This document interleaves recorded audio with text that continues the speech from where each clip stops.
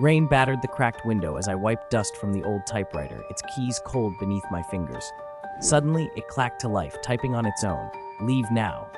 I froze, heart pounding. The carriage slid, hammering out another line. He's behind you. The room chilled. I spun around. Nothing there. The typewriter rattled again, faster, frantic. Don't turn around. My breath caught. I felt hot air on my neck. I dared not move. The final line appeared, ink bleeding through the page. You shouldn't have read this. Cold fingers closed around my throat, dragging me into darkness. The keys still typing.